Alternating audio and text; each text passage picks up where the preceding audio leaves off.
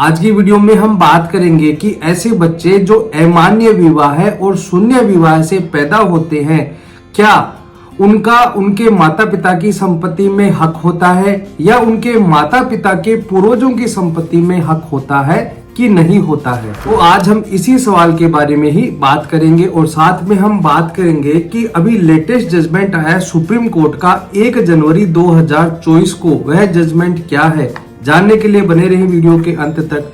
मैं मनसन एडवोकेट और आप देख रहे हैं हेमंत LLB लॉ। वीडियो अच्छा लगा तो प्लीज इसे लाइक करें। अगर आप मुझसे जुड़कर रहना चाहते हैं तो प्लीज चैनल को सब्सक्राइब जरूर करें ताकि ऐसी ही नॉलेजेबल वीडियो मैं आपके लिए लाता रहूं। सबसे पहले तो हम ये जान लेते हैं कि इस मामले में क्या हुआ था कि एक व्यक्ति के द्वारा 3 शादियां कर ली गई थी और उनमें से जो 2 शादी थी वह अमान्य और शून्य घोषित कर दी गई थी। केवल एक शादी को ही मान्य किया गया था। हिंदू मैरिज एक्ट के तहत केवल एक व्यक्ति एक ही शादी कर सकता है। अगर वह दूसरी शादी कर लेता है तो वह अमान्य और शून्य घोषित कर दी जाएगी, मतलब कि वह विवाह नहीं माना जाएगा।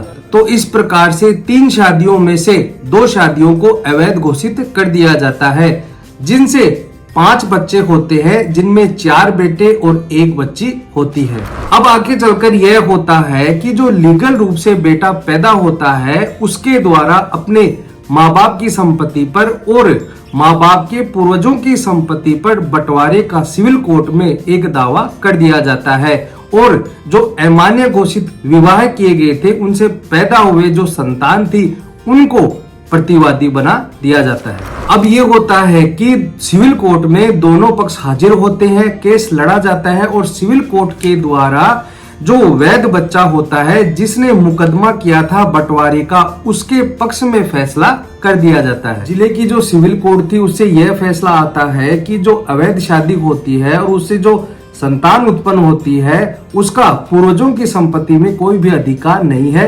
इस आदेश के खिलाफ हाई कोर्ट में एक अपील दाखिल की जाती है, लेकिन हाई कोर्ट के द्वारा उनकी अपील को खारिज कर दिया जाता है और जो जिले की सिविल कोर्ट थी उसके आदेश को कंफर्म कर दिया जाता है और इस आदेश के खिलाफ अब सुप्रीम कोर्ट में जाया जाता है।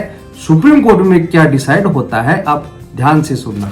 जो मामला सुप्रीम कोर्ट पहुंचता है वह है राजा गोंडर वर्सेज सेन गोदान।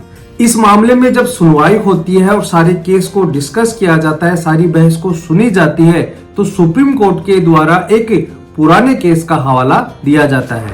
वह केस था रेवन सिद्धप्पा वर्सेज मल्लिकार्जुन। इस केस का हवाला देते हुए महत्वपूर्ण बात यह कही जाती है कि अगर पूर्वजों ने अपनी स्वीकृति दे दी है अवैध बच्चों के बारे में कि हाँ ये उनके अवैध बच्चे हैं, तो यह स्वीकृति मान्य होगी और उनके लिए यह एक महत्वपूर्ण सबूत होगा। जो दावा क्लेम कर रहे हैं और जो समान पूर्वजों के बेसिस पर जिन्होंने दावा किया है उनके खिलाफ भी इस साक्ष्य को पढ़ा जा सकता है। एविडेंस एक्ट की धारा 17 व 18 के तहत सुप्रीम कोर्ट ने इस बात को सही माना और फाइनली सुप्रीम कोर्ट ने कहा कि वैध व अवैध विवाह से पैदा हुए बच्चों को इक्वल अधिकार है। न केवल माता पिता की संपत्ति में बल्कि पूर्वजों की संपत्ति में भी बराबर का अधिकार होगा। शून्य व अमान्य विवाह से पैदा हुए बच्चे भी वैध बच्चे हैं, सामान्य पूर्वज के विस्तारित परिवार के रूप में माने जाएंगे। यानी कि जो अवैध विवाह से बच्चे पैदा हुए हैं उनको भी पूर्वजों के परिवार को विस्तार करने के रूप में माना जाएगा, उन बच्चों को भी वैध माना जाएगा। फाइनली सुप्रीम कोर्ट के द्वारा जो जिले की सिविल कोर्ट थी और हाई कोर्ट का जो आदेश था उन दोनों के आदेश को निरस्त कर दिया जाता है और यह आदेश किया जाता है कि जो शून्य और अमान्य विवाह से उत्पन्न जो संतान है उनका अपने माता पिता और पूर्वजों की संपत्ति में बराबर का अधिकार होगा और उन्हें यह हिस्सा दिया जाएगा। तो आज आपने यह जाना कि बच्चे चाहे वैध विवाह से उत्पन्न हो चाहे अवैध विवाह से उत्पन्न हो वह पूरी तरह से लीगल माने जाएंगे। वह न केवल अपने माता पिता बल्कि पूर्वजों की संपत्ति में भी उनका अधिकार होगा। तो दोस्तों आज के लिए इतना ही। वीडियो अच्छा लगा हो तो प्लीज इसे लाइक करें। अगर आप मुझसे जुड़कर रहना चाहते हैं तो प्लीज चैनल को सब्सक्राइब जरूर करें और ज्यादा से ज्यादा लोगों को यह बात जरूर शेयर करें ताकि उनके अधिकारों का उन्हें पता चल सके। अगर आप मुझे फेसबुक और इंस्टाग्राम पर देख रहे हैं तो प्लीज पेज को फॉलो जरूर करें ताकि ऐसे ही वीडियो मैं आपके लिए लाता रहूं। धन्यवाद।